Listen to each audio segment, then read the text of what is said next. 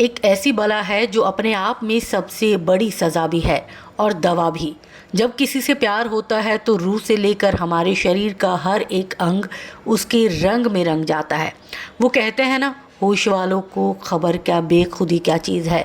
इश्क कीजिए फिर समझिए ज़िंदगी क्या चीज़ है। कुछ इस तरह की ही मोहब्बत दीपिका पादुकोण ने रणवीर कपूर से की थी, लेकिन अभिनेत्री को इस इश्क ने एक ऐसा जख्म दिया जिसने उनके दिलो जान को बर्बाद करके रख दिया।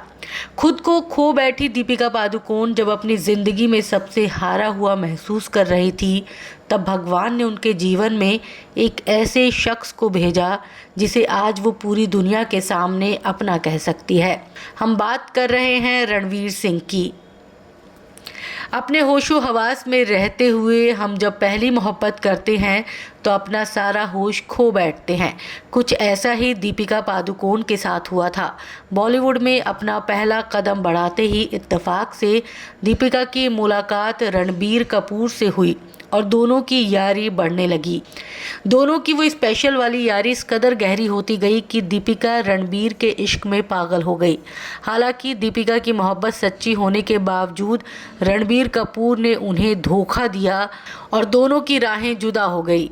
प्यार में धोखा खा बैठी दीपिका अपनी सुध बुध खो बैठी थी। उनकी हालत इतनी ख़राब थी कि वो डिप्रेशन का शिकार हो गई थी, लेकिन किसी तरह उन्होंने अपने आप को संभाला और आगे बढ़ी। इश्क में मिली हार के बाद दीपिका पादुकोण बहुत सतर्क रहने लगी थी। वो जल्दी किसी पर विश्वास करना भूल चुकी थी, लेकिन उनके जीवन में साल 2012 में एक ऐसे शख्स की एंट्री हुई जिसने उनके जीवन में फिर से बहार ला दी, और ये कोई और नहीं बल्कि रणवीर सिंह थे। रणबीर ने दीपिका को साल 2012 में एक अवार्ड फंक्शन में देखा था।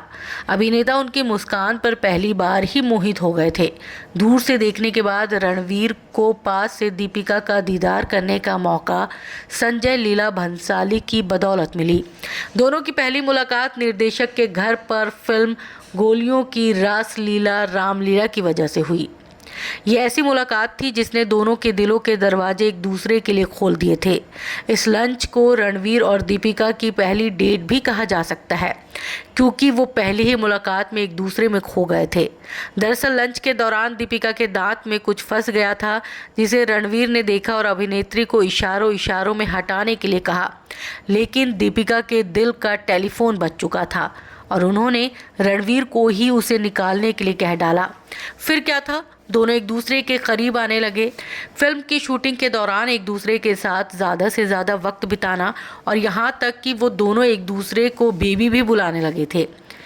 रामलीला के सेट पर कुछ ऐसा ही हुआ था, जिसने सभी को एहसास दिला दिया कि दीपिका को उनका राम मिल गया है।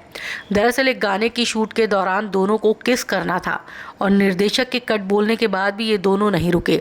ये सीन देखकर सेट पर मौजूद सभी लोग हैरान रह गए, लेकिन रणवीर और दीपिका एक दूसरे में कुछ इस कदर खोए थे कि उन्हें किसी भी चीज़ की परवाह नहीं थी।